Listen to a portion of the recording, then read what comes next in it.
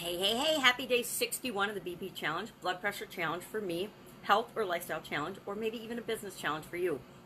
Day 61, meaning we're 2/3 of the way there. And hopefully you're feeling that you're making some progress, you're making momentum. You can see the light at the end of the tunnel because we're on our last 29 days of the challenge. If you are struggling or having problems in any way, hit me up in the comments below or direct message me. Do not struggle. Do not get what you want because of some little thing, some little hurdle, some little question you might have that you need answered. Just ask. Now, we're going to continue our discussion about water today. Yesterday, I said, hey, challenge today is pay attention to how much water you drink. Now, I drank a whole lot of water yesterday, and I drank only water yesterday, and you know what happened?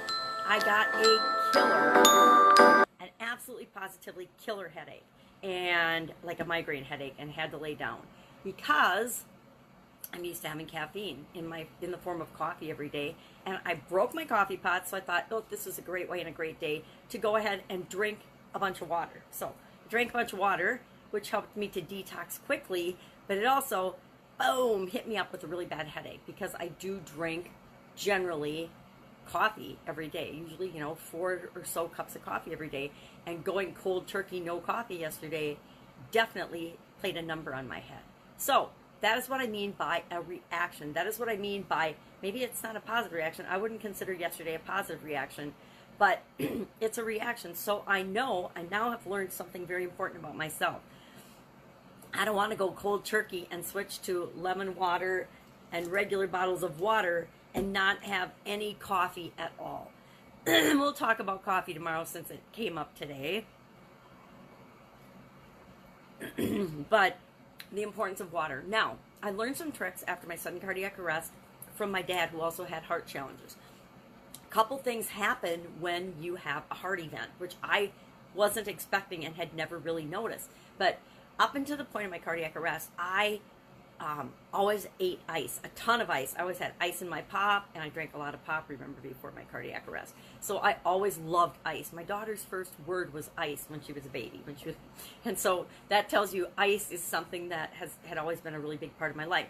And after that heart event, I could no longer tolerate ice. I couldn't tolerate anything cold. Now, I personally blamed the freezing effect, the fact that I had been frozen and thawed out to help prevent brain damage and organ damage and everything whenever you have a heart event. But my dad, who'd had heart surgeries and he'd actually had heart attacks and strokes before, he found the same thing after his open heart surgery for bypass and things. He couldn't stand ice anymore either. But he also learned the importance of drinking more water. And he taught me a trick that I use to this day when I know that I'm not paying attention and I'm not drinking enough water. And it's what got me to originally start drinking more water. He said, you take a glass that you like or a cup that you like. And I use this one right now because I've packed away my very favorite cup from our old cabin. It's a little cup with orange ladybugs and leaves and dots on it that just makes me smile every time I see it because it reminds me of the great times we had at the cabin. So what you do is you take that glass and in the morning you fill it up with water. And then you put it in a place that you're going to walk by often, or it's in your traffic pattern. Now, if you work at home like I do, if you live are at home a lot, that works. But you can do the same thing at work. You put it on your desk, or you put it in a place where you're going to be. And every time you see or every time you notice it, you just take a drink of water. And then you go about your business, and then when you walk by or you do it again, you take another drink of water. And every time you empty the cup, you fill it up again. Now, my dad was a 3M'er, so of course Post-its were a big part of his life. So what he would do, and what I did with note cards or Post-its or whatever I happen to have, or a tablet, you can use a little tablet, is I would put a little hatch mark on a little line on a piece of paper every time I refilled my glass so that I could see how much I was consuming. And some days I would drink, 10 or 12 of them. Some days I would drink 6 or 7. And my goal was always to drink 8 every day. Every day I wanted to have 8 cups of water. Why 8 cups of water? Because I read a bunch of stuff and studied a bunch of stuff and figured out that there's all kinds of complicated formulas to figure out how much water you should drink.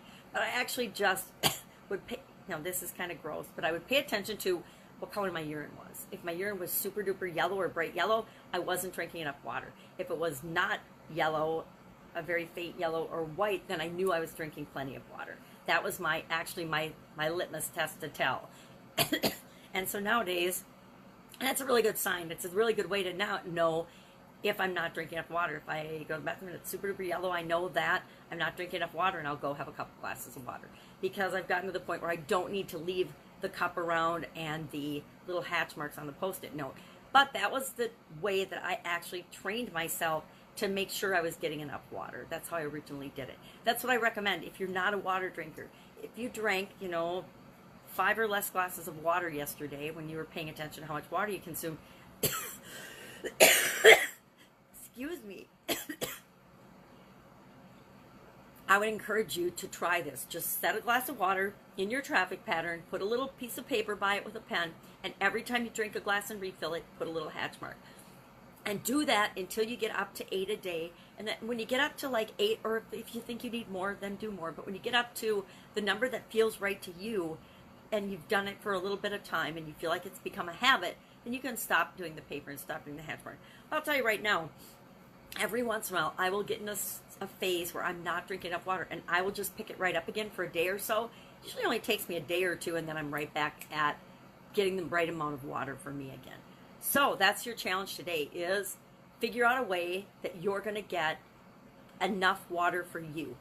Now, again, if you want more detail on this, you can just Google, what's the right amount of water for me, and it'll do a height and weight and age thing, and you can get super complicated on it. But I say 8 glasses of water a day is pretty much great for everyone. It's a good place to start, and then you can go and get more complicated and tweak based on how you feel, and how much detail and how much scientific evidence and how much proof you need of how to figure out the exact formula for you. Then you can go and you can look into that and do it. It's a little bit deep for this particular challenge and exercise. So just do the hatch mark, the cup, 8 cups a day, and see how you feel. I challenge you to do that from now until the end of this challenge. It's only 29 days, but I guarantee if you feel better, you'll keep doing it after the 29 days, because it is the foundation of our existence. It's the foundation of our physical bodies and of our lives, and that's why one of the reasons water is so important. If you have any questions about this, hit me up in the comments below. Otherwise, start drinking your water today, and I will, of course, be with you tomorrow. And I already said, we're already going to talk about coffee and other beverages, because that's going to be what comes up next, at least for my BP challenge.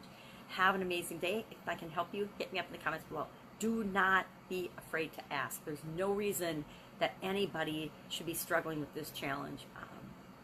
No matter what your challenge is, there is a process to use to overcome it. And so that's what I'm here for. Catch you tomorrow. Bye.